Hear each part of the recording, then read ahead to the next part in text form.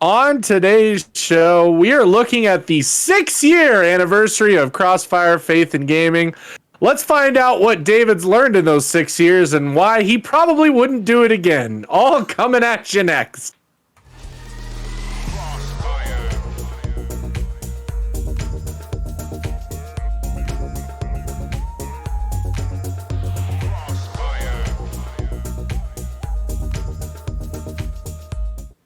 What's up, everybody, and welcome to Crossfire Faith and Gaming Podcast. I am one of your hosts, Russ Dornisch, and alongside my usual hosts, the Reverend David Petty and Brian. How's it going, guys? Pretty good. Pretty good. I had a burp there when you asked me how to do that. You asked me how it's going. I went, it's going well. It's going really well. Good. Brian, how you doing? I'm doing just fine. I think with this podcast, I might be here for moral support, but we'll see if I have anything to contribute. Okay. Well, as I stated in the intro, this is Crossfire. We've been around for 6 years. That's right. 6 years since David started and had this idea of, I'm going to try and see what I can do with this online ministry gaming thing. And I want to kind of get into this. We have a bunch of questions that I want to kind of go through and feel like and figure out, and especially hear from David. The first one, though, so building a ministry often involves growth and adaptation. David, can you describe how your ministry's goals and objectives have shifted over time and what you hope to achieve in the future? Sure. Yeah, I think when I started, and really 6 years ago is the anniversary of the idea. So I had this idea. I brought it up to a friend of mine at Clergy Orders Conference. I said, I've got this idea for a ministry that's online, maybe on Discord, and it's somehow involving the church and gamers. I don't know what it looks like yet, but I want to do this thing. And he said, great, let's figure out how to do it. And so when I started it, I really had no idea who exactly it was for. Was this for kids? Was it for adults? Was this a Twitch stream? Was this a YouTube channel? Was this a podcast? Was this a physical location? Was this its own church? Was it a ministry? So I think over the years, it's gone from being really nebulous to being a lot more specific. And over the years, we've kind of developed some idea of the niche that we're in, both in terms of meeting certain gamers' spiritual needs and also developing a youth ministry component as well. So probably the biggest difference over the years is just more understanding of what it is that we're doing. Gotcha. And this is kind of a follow-up question real quick, because I kind of want to know a little bit more about how this all got started. But reflecting on the early days of the ministry, what were some of the initial challenges that you faced, and how have you overcome them to reach where we are today? Yeah, I think, like I said, initially the fact that I had no idea what it was going to be, that was a huge challenge, because I probably spent the first year or so just kind of figuring out, who are gamers? Like, I was a gamer, but who are gamers today? Because I was a gamer in the 90s, and 2000s, and that's this drastically different gap, and I kind of had fallen out of gaming as much, so I had to figure out who gamers were. I think some of the challenges too were figuring out what was possible, and also overcoming some of the, personally a lot of self-doubt, and some of the critics who said, early on, people told me, you can't do ministry online. Like, you can't have a church or you can't have a ministry just online. We've had Facebook groups, we've had online groups, and it just doesn't work. It's not possible. It doesn't work. And, I think we struggled a little bit to define what we were, but then running into the pandemic in 2020, everybody was forced to do ministry online. And so they were coming to us with questions like, how do you do this? And how do you stream? And how, so we went from being kind of the unexpected possibility to being, in some ways, experts in our field overnight because of the pandemic. So that's definitely changed a lot, I think, over the years. And let's see, does that answer that question? How have I overcome challenges? Some of it was talking to people and telling our story and getting some great mentorship. A huge shout out to Jeremy Scott, who was the conference, the Mountain Sky Conference development person, who basically told me early on, this is possible, go for it. Huge shout out also to ministry incubators and their coaching staff that helped us to really define this idea a little bit more. And every time we'd talk about it, give us the encouragement to say, this sounds like something that's needed in the world. Keep going. When, and then over the years, the number of times that I've come to my point where I say, maybe this isn't a thing. Maybe this isn't possible. Maybe we can't do it. And constantly having somebody over the years just come back to me and say, you're doing good work. Just keep doing this. So I think that's really through the support of others. We've been able to overcome those challenges. And then, huge shout out to Boulder Spirit Foundation, that's supporting us now. They've helped us to overcome a lot of challenges as well. Yeah, it's been interesting just to see it just slowly kind of progress over the years from when I first joined you to, it really just being the Facebook group and a little bit of Discord.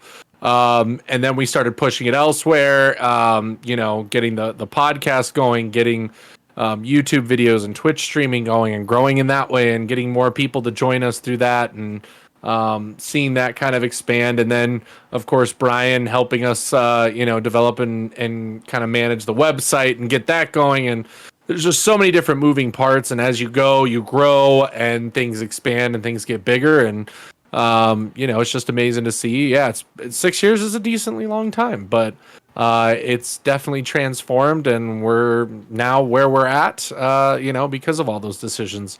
Hey, along those lines, David, I wanted to ask another follow-up question. Did you have, when you started, did you have any misconceptions or preconceived notions about digital ministry that you held at that time that your perspective has changed? That's a hard one. Yeah. I mean, I think I didn't maybe know something was harder than you thought it was going to be, something like that. All of it was, I think we often expect that in church world, church planting and building ministries, that it's the, if you build it, they will come model, right? That, I'm going to put this thing together and then everybody's just going to show up because it's so great. And they see what great stuff we're doing. And, to some extent that's true. Obviously if you don't build it, they can't come. But to another extent, it's really you've got to do the work of getting out there, of inviting people, of finding people, of making those relationships. And so, I think that was a challenge early on, was changing my expectations of saying, okay, we're pushing this stuff out there, but it's not just going to organically get found because people are finding it.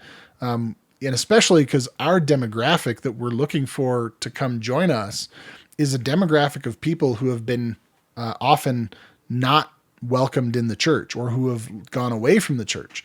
So simply reaching out to churches to say, hey, is there anybody there that wants to come join us? It's no, because the people who you're looking for have left years ago. So they're out there in the margins. And so trying to make those connections, like I said, it was just harder than I thought. David, looking back through the 6 years, is there any specific projects, initiatives, collaborations that you're especially proud of within the context of this ministry? Yeah. Certainly huge shout out to both of you guys, for being here and collaborating with me on everything.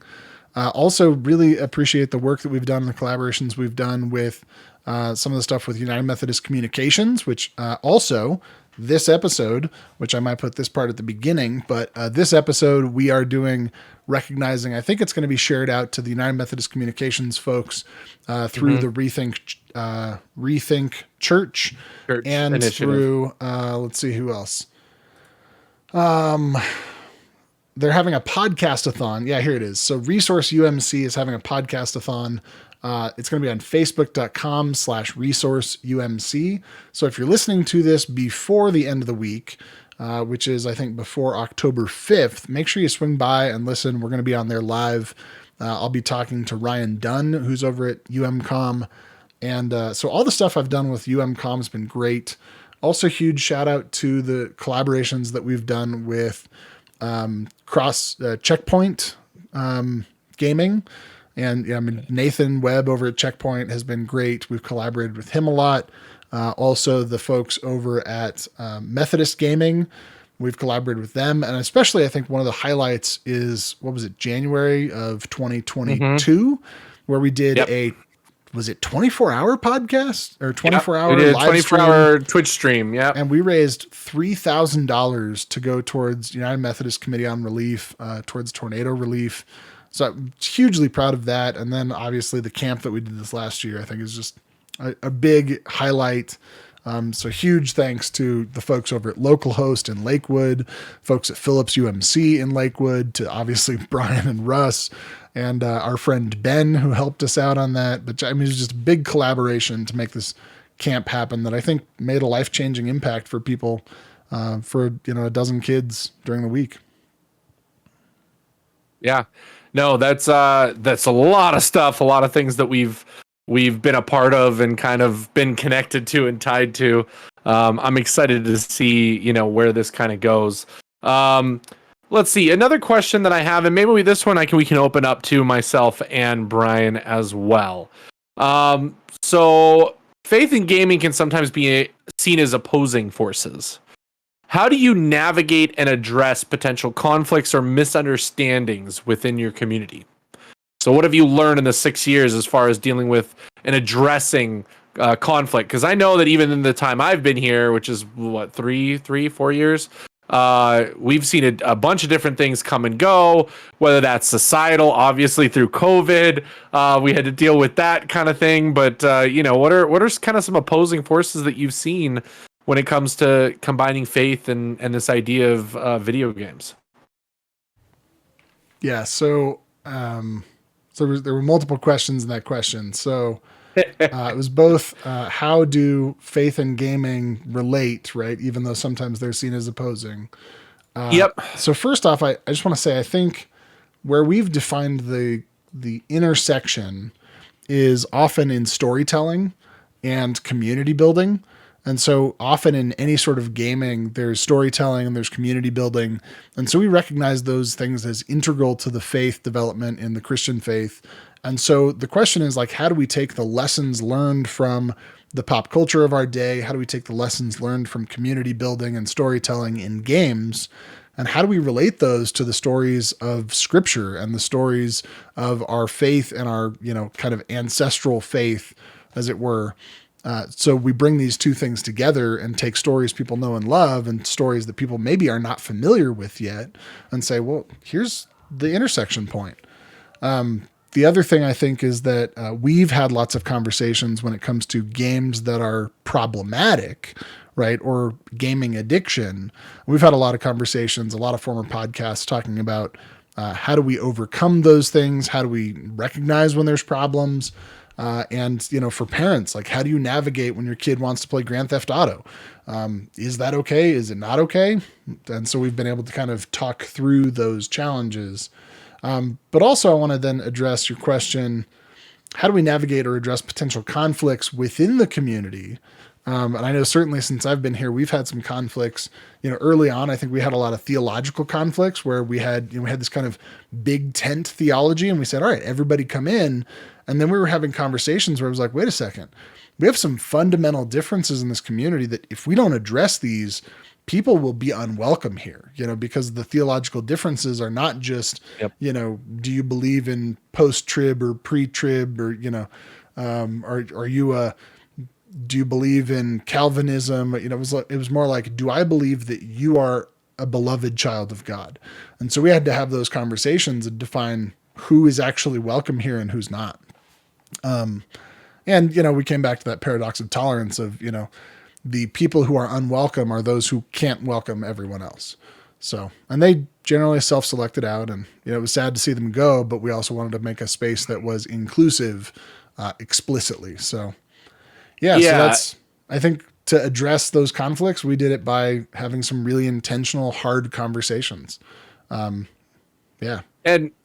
something I want to bring up too is, we've added obviously a different kind of like about us mission statement that I think incorporates and encompasses that exact feeling. And we are very transparent. I love that about us. I hate that about a lot of churches. Unfortunately, I'm sorry.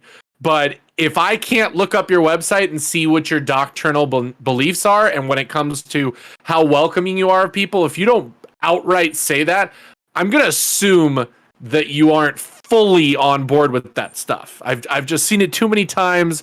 That's that whole, I'm just not going to talk about it, and hopefully nobody ever asks me what I believe.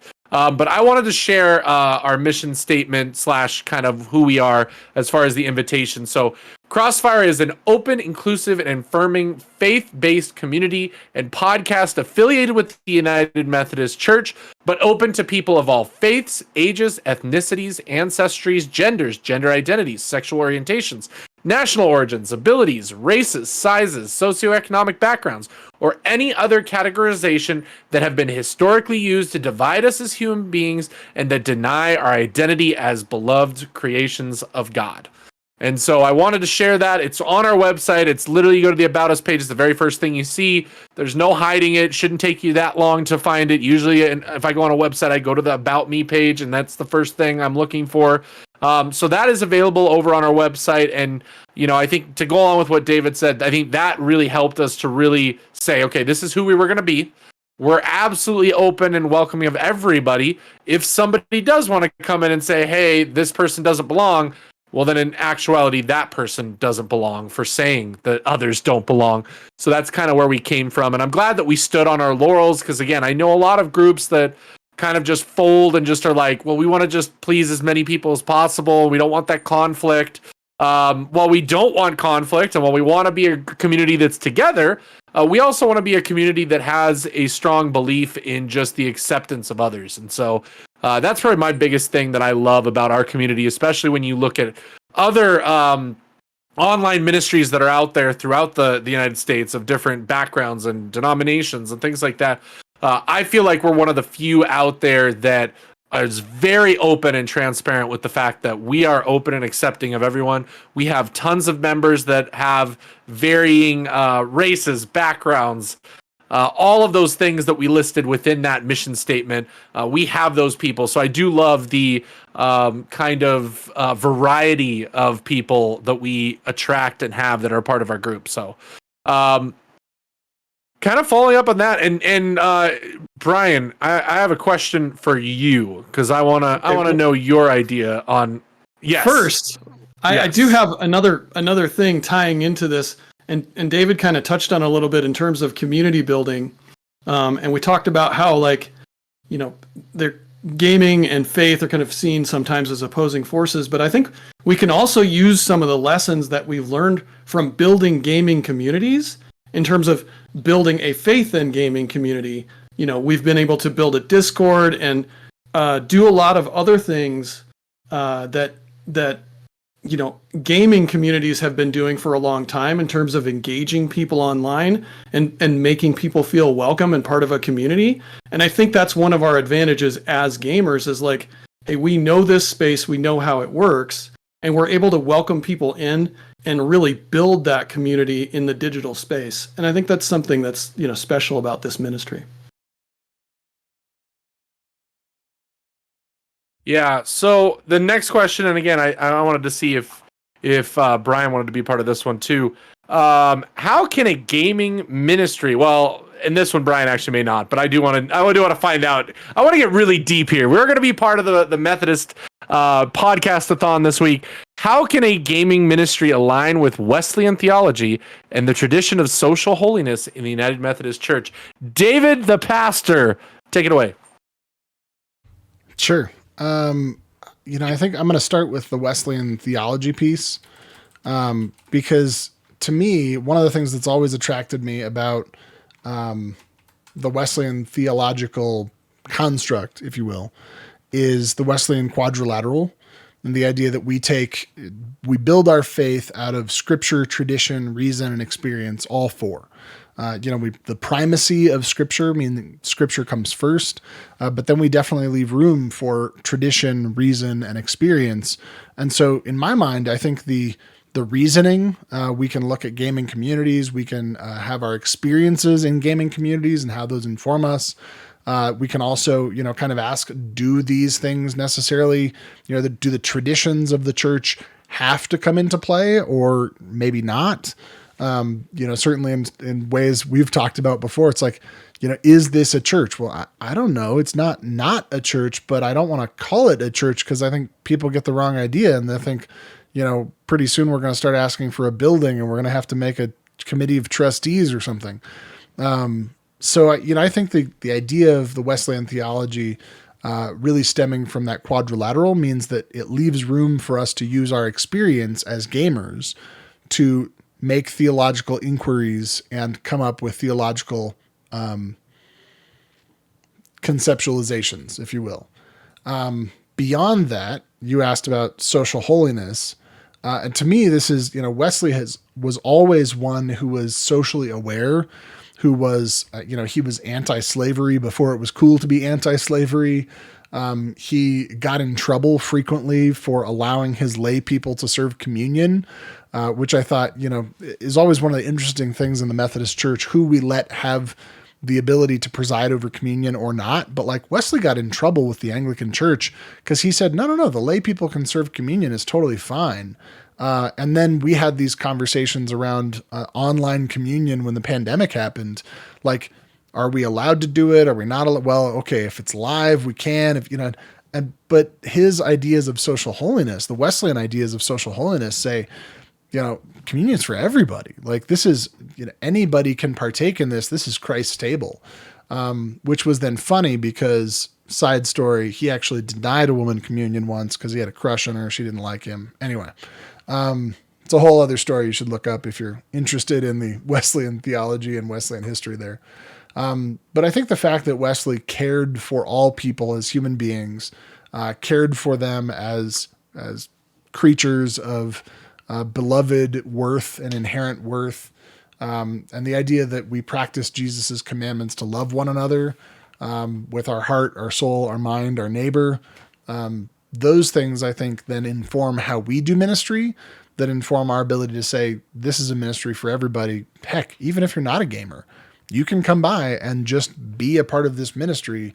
You can come chat with us on Monday nights. You can come join us at one of our, camps. Like, you don't have to know what this is all about. You can be welcome here. So, and then beyond that, also the fact that in the past we've raised money for different organizations that help out in this community too. So we've raised money for like Able Gamers. We've raised money for St. Jude's. We've raised money for, what's the one that helps the children's hospitals? Extra Life. Extra Life. Extra Life. I was thinking Level Up, and that was not the name of it. Extra Life. Yeah. So, and that's not because we think it's cool to be charitable. That's because we think it's a call of Christ to be charitable and help people who are in need. So. Yeah. So as we move on and we kind of move out on today's podcast, and I think this is a good question to end because I think we can all answer it. So this time I'll throw it to you, Brian. But as we look forward and we look at where we're wanting to go, what are your hopes and aspirations for the future of Crossfire Faith and Gaming and the broader intersection of faith and gaming as we move forward? Brian, I want to hear your thoughts. What do you want to see happen with the group?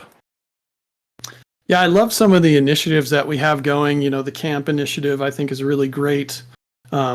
Pushing out into the sort of what we would call meat space, the real world space, IRL, if you want. As well as, I think just continuing to build our community, like I mentioned before, and using our skills that we've sort of gained as online gamers to help continue to grow the ministry and reach more people. I think those are the things that I think of when I think of, that question. What about you, David? I think my hopes and dreams for the future, I just want to keep being able to do this work as long as possible. Whatever that work is, and knowing that it's constantly evolving, knowing that it's constantly changing, and who knows, everybody that had plans pre-pandemic had to change those plans when the pandemic hit. So when I think about where I want the ministry to go in the future, I think it is to continue to share the love of God with people who otherwise would not have a place to experience the love of God in whatever context that is. And I want to be able to do that for as long as possible. And whatever curveballs that throws at us, that we would approach those and get through them with grace and, still be able to show up for people in need whenever they have need. Yeah, I would agree with both you guys there. I definitely am looking forward to seeing where we can go with this, what it's going to become, how much bigger it's going to get, and just kind of what direction we go. But again, that's going to kind of wrap it up for us in this kind of 6-year retrospective of, but to end it off, the last thing, because I did tease this in the intro, David, would you do this again? And what would you do differently, leading up to that? Would you do this all over again, this 6-year journey? Probably not. If you told me how hard it was at the start, I think it's like climbing a mountain. Luckily for me, or let me put it this way. We'll use climbing in a mountain. It's like climbing a mountain in that I like the fact we didn't know how big the mountain was when we started, and so I didn't get discouraged early on. I think if I had known the challenges we would have to overcome, I don't know that I would have started this over again. Now, that being said, I wouldn't change anything for the world. It's been a wonderful journey so far. I'm sure it will continue to be. But if somebody else were to ask me, what advice would I have for somebody who wants to get into this? I would probably say don't. It's hard, it's difficult, it's challenging, it's heartbreaking. But it's also been beautiful. So, you live for those small moments, like golf. You live for those small moments. You get a really good drive. You get a really good putt, and you say, "All right, I'll keep doing this, even though the rest of the game is challenging." But it is really those tiny wins, those moments where somebody shows up to our Monday night group and says, "Hey, I've got this challenging thing I've been through this week. Can you guys pray with me about this? Hey, I've just got laid off from my job. Can you guys be with me and talk to me? Hey, I just got in a car accident. My car is going to need to go in the shop." Or even it's been a while since we've had some of these, but we had some people once that showed up and somebody said, "Hey, I can't afford a headset. Do you know anybody that could help me out with a headset?" And we raised money and sent that person a headset. We've raised money and helped people with bills from time to time. That's not a regular thing we do, but those moments you say, because this community exists, the world is a better place. Agreed. Well, again, thank you guys so much for joining us. Appreciate you guys tuning in. If you're coming to us through the podcast-a-thon, make sure you go check out the feed. We have over 50 episodes of this podcast, ranging from so many different topics to some great guests to things like that. So, over this time period of us doing this podcast, there's a lot to catch up on if you're just finding us or just catching us for the first time. So, in that case, we have a recent episode that we talked about how you could tie in gaming to youth ministry. Highly recommend going and checking that out. We have obviously a podcast about, being a parent and dealing with my kids playing video games and, what does that look like? What are the appropriate games? What is it okay for a Christian to play games? We've covered that topic. Anything you can think of at this point, we have covered it. So feel free to go through our feed and find those episodes, catch up, and get part of the community. So you can, be a small piece of the puzzle as we move forward in this wonderful thing that we call digital ministry. But Dave, Brian, you guys have any last words before we intro or exit out of this? Yeah, I was going to say, Russ says we've covered everything, but hey, if you have something we haven't covered somehow, please let us know. Contact us, get in touch on Discord, or send us an email. We would love to hear it. We'd love to cover that topic on a podcast. So yeah, get in touch. We'd love to have you as part of our community. Yeah, I was going to say the same thing. And just, again, huge shout out to Ryan and the folks over at United Methodist Communications and the podcast-a-thon. Thanks for, sending this out this week. And thanks for the heads up about what's going on over there. And thank you, our listeners, for being here and for supporting us all these years, whether it's a Patreon membership or whether you support us on Twitch. Thank you for all your listenership and support. Yep. And we will see you guys next time. So until then, you guys have a great day and great week. You're loved. You matter. You belong. God bless. And we'll see you next time.